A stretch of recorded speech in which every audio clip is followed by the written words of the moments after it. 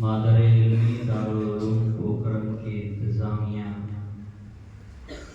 اساتذہ کرام اور طلباء عزیز، اس وقت انجمن اصلاح الکلام کی مختلف فروعات میں سے ایک اہم فرع بزم دوست کے شرکاء اور مساہمین نے ہمارے سامنے اپنی تقریر و خطابت اور نعت و نظم کا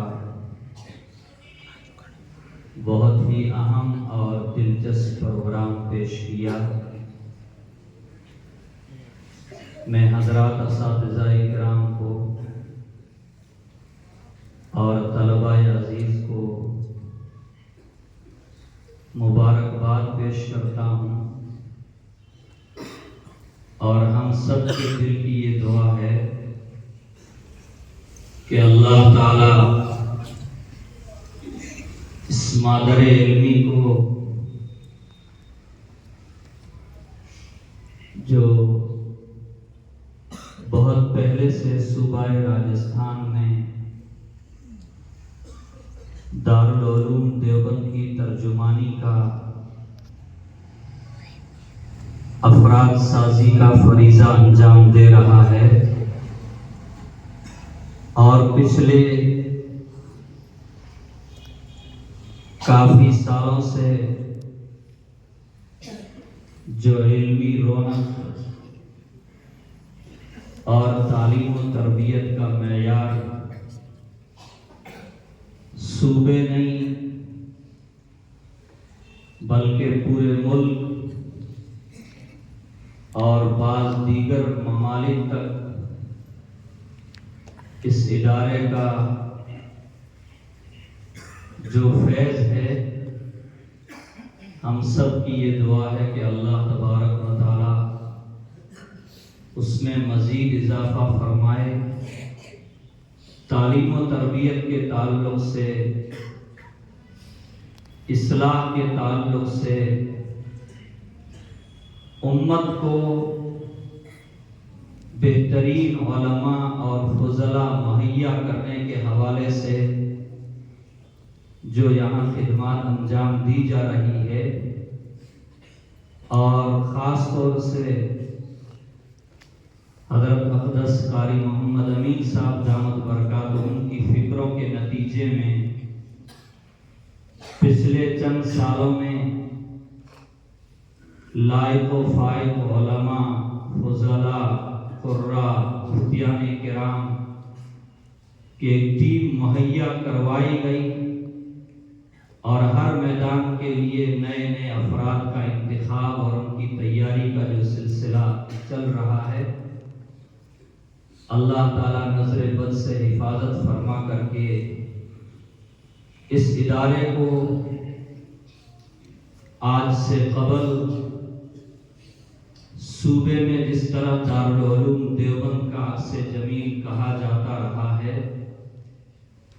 ہمیں امید ہی نہیں، اللہ کی ذات سے قوی توقع اور یقین کامل ہے کہ جو اکابر اس ادارے کو، یہاں کے نظام کو جس نہج پر ڈال کر کے اس دنیا سے تشریف لے گئے، موجودہ اکابر نے انہی کے نقش قدم پر چلتے ہوئے، اور انہوں نے پگڈنڈی سے آگے بڑھ کر کے جو ایک سڑک اور ایک روڈ قائم کیا ہے، موجودہ نوجوان اساتذہ کو آج اس سڑک کے اوپر ہم دوڑتا ہوا دیکھ کر کے دل سے یہ دعا ہے کہ اللہ ان کی اس ترقی میں اور ان کی اس رفتار کے اندر مزید وسعت اور مزید ترقی سے مالا مال فرمائے۔ میرے عزیز طلبہ، آپ حضرات اپنے تقریر و خطابت اور نعت و نظم کے پروگرام کو پیش کر رہے تھے اور اپنی صلاحیتوں کو نکھارنے کے لیے آپ کے اساتذہ کرام نے آپ کے پیچھے جو محنتیں کی ہیں، یقینی بات یہ ہے کہ اس تعلیمی دور میں، طالب علمی کے زمانے میں، اساتذہ کی توجہ اور برکتوں سے، ان کی محنتوں سے جن جن فنون میں اور جس میدان میں ہم آگے بڑھنے کی کوشش کریں گے، انشاءاللہ زندگی کے اندر جب ہم عملی میدان میں اتریں گے تو ہمیں اس میں کسی طرح کی پریشانی اور دقت کا سامنا نہیں ہوگا۔ دیگر فنون کی طرح تقریر و خطابت بھی بہت اہم فن ہے اور اپنے دل کی بات اور ما فی الضمیر کو ادا کرنے کا ایک بہت بڑا ذریعہ اور بہت بڑا وسیلہ ہے۔ بہت سے لوگ دنیا میں اس طرح کے پیدا ہوئے ہیں جنہوں نے تقریر و خطابت کے جوہر ہی کے ذریعے بڑے بڑے کارہائے نمایاں اور بڑے میدان اور بڑے بڑے کارنامے انہوں نے انجام دیے۔ اگرچہ ہم اس کو خارجی چیز سمجھتے ہیں اور خارج ہی کے اندر اس کی تیاری کروائی جاتی ہے، لیکن میں عزیز طلباء سے گزارش کروں گا کہ اس وقت اساتذہ کی محنت اور توجہ کی برکت سے یہاں آ کر کے ہم جس انداز میں اپنی مشقیہ تقاریر کو اور اپنے ما فی الضمیر کو ادا کرتے ہیں، آپ کی جرأت، آپ کی ہمت، آپ کی سلاست، بولنے کے اندر آپ کی روانی، ان ساری چیزوں کی یہاں مشق ہو جائے گی تو آپ انشاءاللہ جس اسٹیج کے اوپر اور جس میدان کے اندر بھی آپ کو کھڑا کیا جائے گا، آپ کی ہمت انشاءاللہ وہاں جواب نہیں دے گی اور موقع و محل کے اعتبار سے جس بات کو، جس چیز کو پیش کرنے کی ضرورت پیش آئے گی، آپ اچھی طرح سے اس کو پیش کر سکیں گے۔ اس وقت مجھے طلباء عزیز سے خاص طور سے 2-3 باتیں۔ پہلی بات تو یہ کہ ہم اس فن کو بھی فن کی حیثیت سے حاصل کرنے کی کوشش کریں۔ کتابیں دستیاب ہے، اساتذہ کی مکمل جماعت آپ کی سرپرستی کر رہی ہے، اس کے ساتھ مطالعے کے معیار کو اور مطالعے کی مقدار کو ہم بڑھانے کی زیادہ سے زیادہ کوشش کریں۔ ہم لوگ اگرچہ مدرسے کے ماحول میں رہتے ہیں، لیکن مدارس کے علماء نے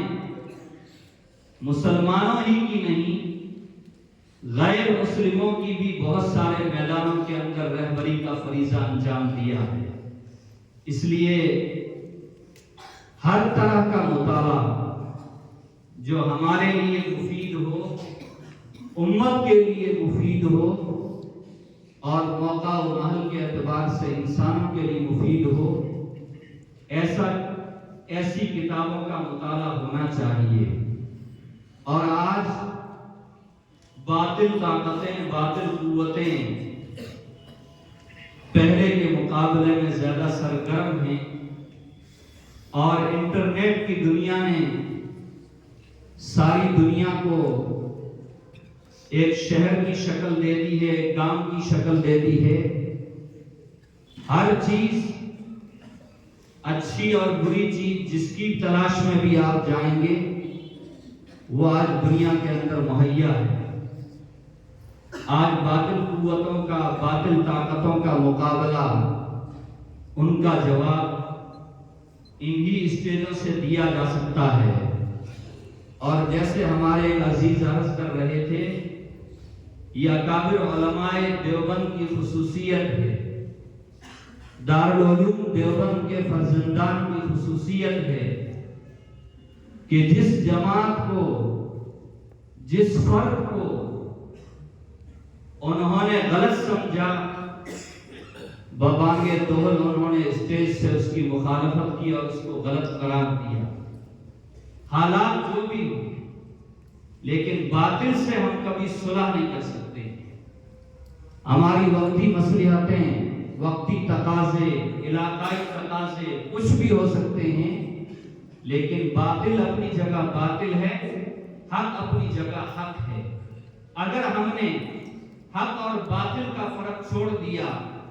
حضرت نبی کریم صلی اللہ علیہ وسلم نے قیامت کی نشانیوں میں سے اس کو ایک بہت بڑی نشانی قرار دیا ہے۔ اس لیے مناظرے کی جو مشقیہ تدریب ہوتی ہے، اس کے ساتھ ساتھ الحمدللہ یہاں وسائل، افراد، ساری چیزیں ہیں۔ میں حضرات اساتذہ اکرام سے گزارش کروں گا کہ جن چند موضوعات کو سامنے رکھ کر کے ہم اپنے طلباء کو تیاری کرواتے ہیں،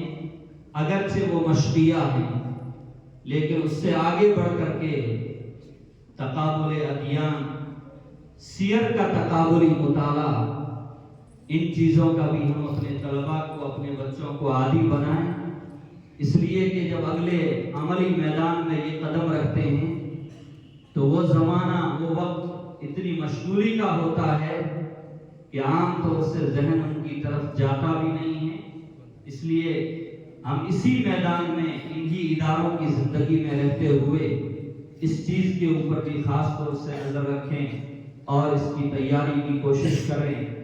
یہ تمام پروگراموں کی پہلی فرا تھی۔ اللہ سے دعا ہے کہ کل شام تک جتنی فروعات اور جتنے پروگرام پیش کیے جائیں گے، الگ الگ انداز سے، الگ الگ نوع اور الگ الگ حالات کے اعتبار سے، اللہ ہم تمام پروگراموں میں ہمارے طلباء کو خوب سے خوب تر کامیابی نصیب فرمائے، اور یہاں جو یہ مشقیہ چیز چل رہی ہے، عملی میدان میں اتر کر کے اللہ تبارک و تعالیٰ اس فن کو ہمیں زیادہ سے زیادہ استعمال کرنے کی اور اس فن کے حقوق کو پہچان کر کے اس کو ادا کرنے کی توفیق عطا فرمائے۔ میں منتظمین حضرات کا، اساتذہ کرام کا، طلباء عزیز کا شکریہ ادا کرتا ہوں کہ مادر علمی نے اس اہم پروگرام کے اندر بندہ ناچیز کو یاد کیا۔ اللہ تعالیٰ آپ تمام حضرات کو بہترین بدلہ نصیب فرمائے۔ وآخر دعوانا